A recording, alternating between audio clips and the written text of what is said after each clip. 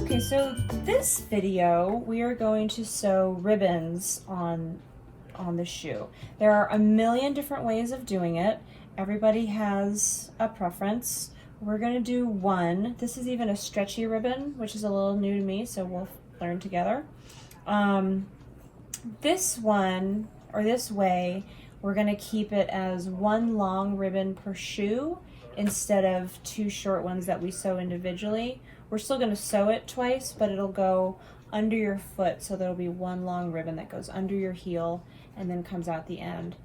That is a way that I have recently started sewing my ribbons, and I like it. It makes, so when I have my foot in the shoe, it just feels a little bit more secure. Like my foot is helping hold the shoe down, and then it tugs really nice and keeps the shoe really close to my foot, which makes everything look better because then nothing's baggy or saggy. So that said, we will start with our ribbon, which is right now in one long piece. So we'll cut it in half.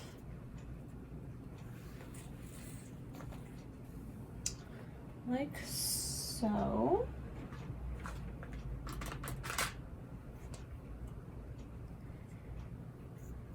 And then for this very reason, an important step is to melt the edges a little so that they don't fray.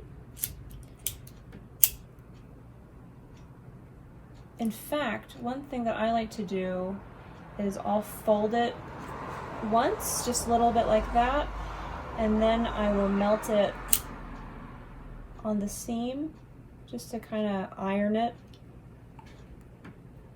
So now when I sew, I'm sewing through two layers instead of one. Makes it a little bit stronger, I find. And I don't think this ribbon has a front and a back. Sometimes they do, and you can tell. So you'd want to just have it the right side, you'd want to fold on the right side so that the wrong side is where the fold shows.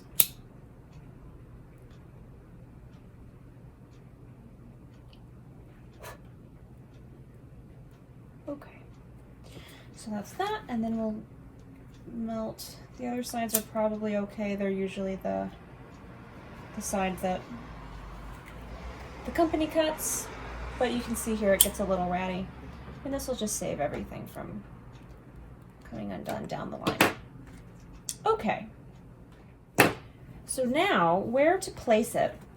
It'll end up going kind of under here like that, and then it'll come out right probably around there-ish.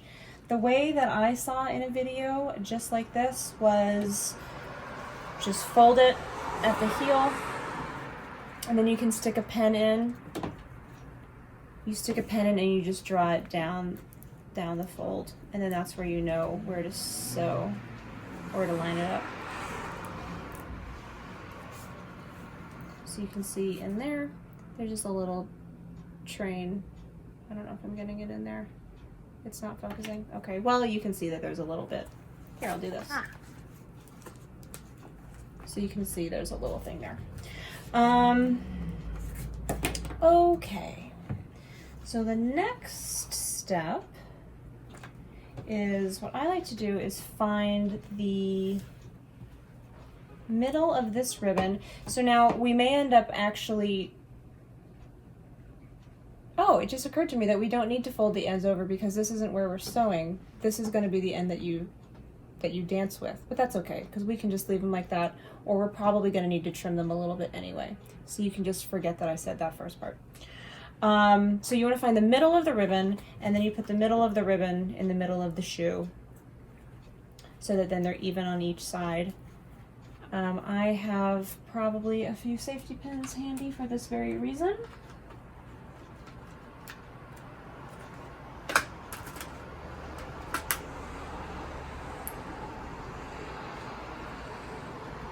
So we'll put one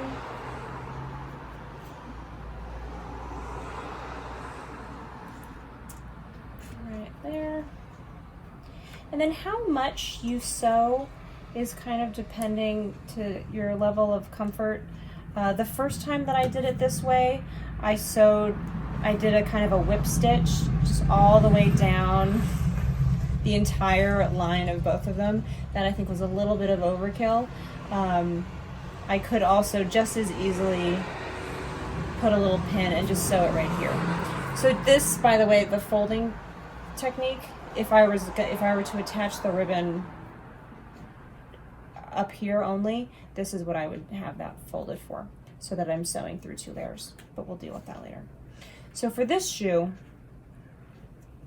you know, we can probably be fine just sewing it a little bit here, maybe putting a stitch in there. It's probably gonna end up sinking underneath the heel anyway, and so it doesn't really, you're not gonna feel it, it's very thin, it won't, if you find that it's getting crumpled or anything, then you can always tack it down later. But for the purpose of this, I'll just put a little pin in here to keep it where I would like it while I'm sewing. And when I have everything measured right, I can sew ribbons with 8 stitches. So I use crochet thread or dental floss, but I just happen to have the crochet thread here, so we'll use this. Dental floss is nice because it has the little trimmer, so it cuts itself. This stuff is really nice because it's so strong and you won't lose any, you know, it won't break off. You know, just cut a nice length of it. It's cheap, so you don't have to worry. And then I also really like, and I found the package. I like to use repair needles. As you can see, they're pretty cheap. They're pretty handy. Some of them even have really kind of speared tips for when if you're sewing through something thicker, or, you know, some of the shoes, they have a couple layers between in the heel, so it's thicker there. So they're nice and sharp.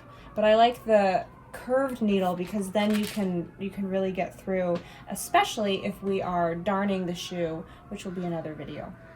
That's especially when you'd want to use one. So threading it without my glasses on is always, oh dear, always a good time to cut to commercial. There we go, I did it. And then I just do a quick little guy like that. And sometimes I'll leave a little tail, and then if this ends up being too bulky, you can leave a little bit of a tail and untie this and kind of weave it back in. There's a lot of things you can do if it's uncomfortable. Okay, so I go in and I just do kind of a back stitch, and see, that's why it's nice with the curved needle, because you can do that as a single stitch instead of the multiple ones. So I end up with 1 stitch on each side and 3 across. That just seems to be about the size of how my stitches are. Your mileage may vary, of course.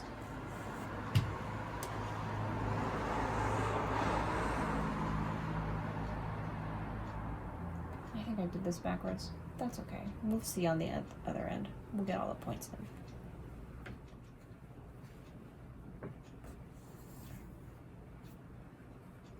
And just a nice little back stitch.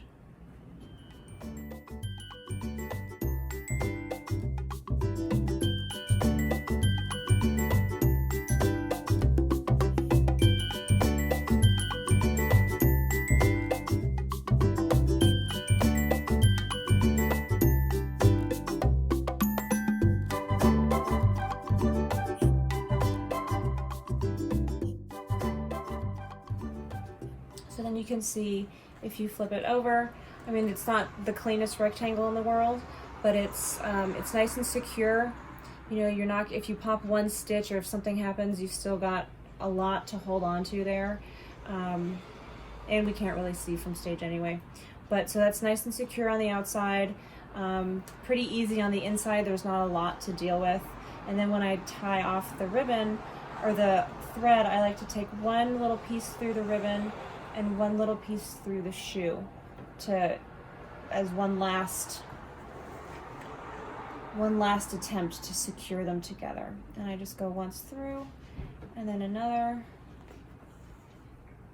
and then I loop it through once, and sorry, let me make a bigger loop.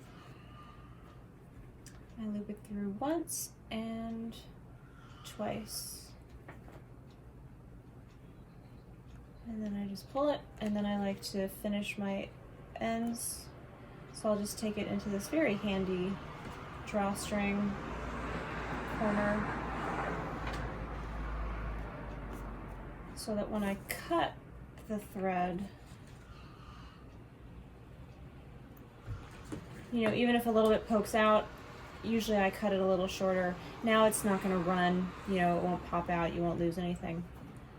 And so that is our nicely attached ribbons, like that. So you can see when you wear them, your foot's gonna go on top of the ribbon. If it starts to bother you, you can always, what ends up happening kind of naturally is it'll tuck under the shank a little bit, so it's nice and solid in there. And then, like I said, it's just your foot's holding it there, so when you pull your ribbons tight, everything's just going to get a little tighter. So it'll be just that much more secure and fit that much better. Okay, so now we're going to wrap them around the actual foot and then see how long, how much of these we want to trim.